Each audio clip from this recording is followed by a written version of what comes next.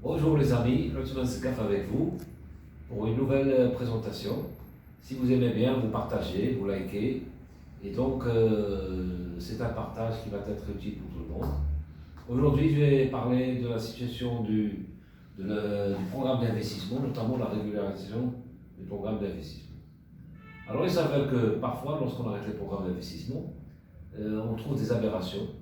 Malheureusement, ces aberrations, on peut les surmonter. Comment? Alors, premièrement, on s'aperçoit qu'il y a assez souvent des surinvestissements.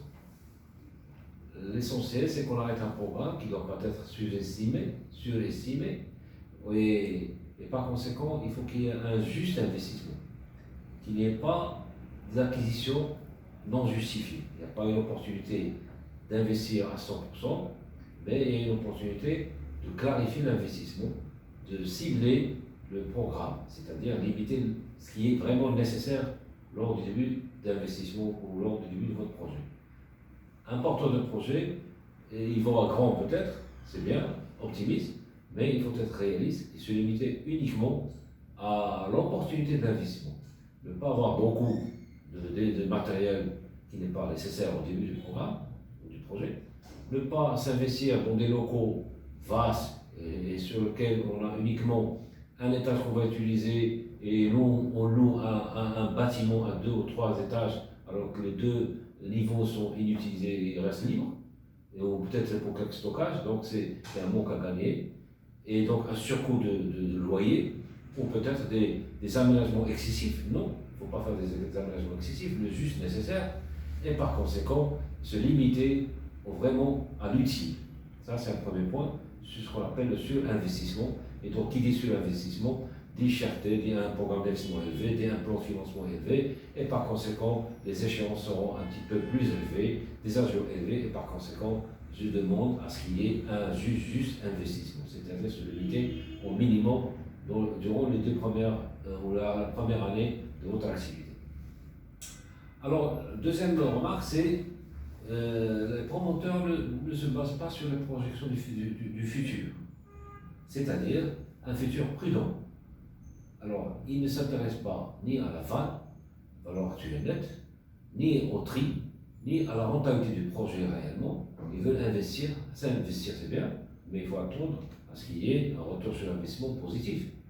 Et donc, ce sont des ressources à mettre en place, des moyens nécessaires à mettre en place, des ressources financières à rechercher, soit par crédit bancaire, soit par auprès d'autres bailleurs. Donc, c'est un coût. Donc, il va falloir se limiter également sur la rentabilité du projet proprement dit. Également, ce qui a été remarqué sur plusieurs activités, c'est qu'il n'y a pas une adéquation du profit avec le profit du promoteur avec le projet. Nous avons un profit d'un promoteur, mais le projet, c'est autre chose. Il y a une inadéquation profit du porteur de projet et le projet lui-même. Donc, ce que je conseille au porteur de projet, à ce qu'il y ait des stages, à ce qu'il y ait une expérience dans le domaine, s'associer peut-être avec d'autres personnes qui ont de l'expérience, recruter des gens expérimentés et voir une certaine expérience nécessaire. C'est pourquoi dans le business plan, la partie présentation du promoteur, du porteur de projet, elle a une importance pour le banquier. C'est-à-dire, on va essayer de voir l'expérience, les expériences positives ou négatives, l'information, les possibilités de recrutement ou d'association, et éventuellement voir la possibilité de recruter quelqu'un qui a une expérience. Donc, le porteur de projet, l'investisseur également doit s'investir dans les compétences, dans les ressources humaines, donc chercher les profits, chercher les compétences.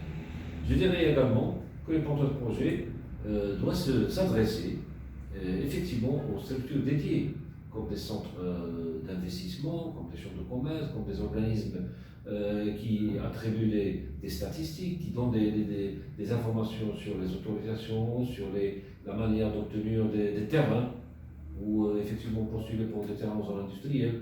Donc il va falloir aussi s'investir dans la recherche d'informations. Également, il se pose généralement pour les porteurs de projets, pour les investisseurs, un problème de sous-capitalisation. C'est-à-dire, une société avec un capital de 20 000 dirhams, 30 000 dirhams, qui s'adresse à la banque pour solliciter un prêt de 1 million de dirhams, c'est quelque chose qui n'est pas bien vu par le banquier. Quand même, il va falloir atteindre les 20 ou 30% de l'autofinancement. Bon, comment chercher cet autofinancement? Bien entendu, l'offre family, il y a d'autres sources de constitution de cet autofinancement. Mais pour le banquier, c'est quand même une certaine garantie. C'est ça, c'est des lacunes ou des gaps à éviter lors de la présentation du business plan au banquier. Donc il va falloir penser aussi à l'autofinancement, aux ressources propres de l'entreprise. Bien entendu, il y a aussi l'aspect gestion. La gestion, c'est quelque chose de très important, gestion interne d'entreprise. C'est-à-dire, il va falloir scinder la notion d'entreprise, la scinder en deux. Il y a une société de droit marocain, une personnalité morale différente, donc il ne faut pas associer l'associé avec l'activité personnelle, il ne faut pas mélanger les activités, et par conséquent bien scinder la notion de gestion d'entreprise. Cette gestion commence d'abord pour le porteur de projet, par une certaine maîtrise de tout ce qui est dépenses, de tout ce qui est justification de dépenses, de règlement, vraiment être un bon comptable pour la sauvegarde des archives. C'est-à-dire, tout investissement, toute dépense, tout doit être justifié par un mode de paiement qui est clair et net, soit un règlement par chèque, soit par des virements, soit par chèque de banque. En gros, il faut qu'il y ait une certaine discipline dans la gestion des charges et des dépenses, concernant l'investissement bien entendu.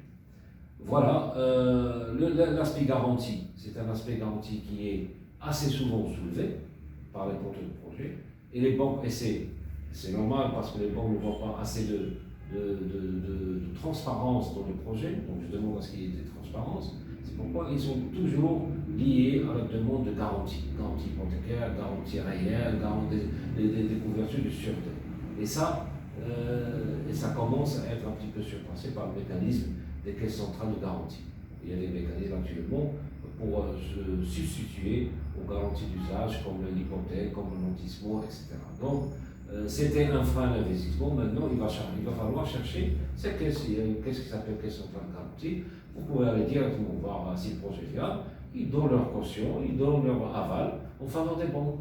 Et donc, ça, c'est un rôle entre la banque et la caisse centrale de garantie. On n'aime pas faire beaucoup de démarches, mais c'est une caution qui existe. Ça, c'est parmi les mesures qu'on accorde pour privilégier l'investissement, pour que la garantie ne soit pas un handicap pour le projet. Parce qu'il y a des bons projets, des investissements, mais les gens ils trouvent un petit peu un handicap lorsqu'on négocie avec le banquier la garantie, mais allez voir avec le banquier et négocier directement la possibilité de garantie, qui est la caution des caisses centrales de garantie ou d'autres organismes qui peuvent vous garantir.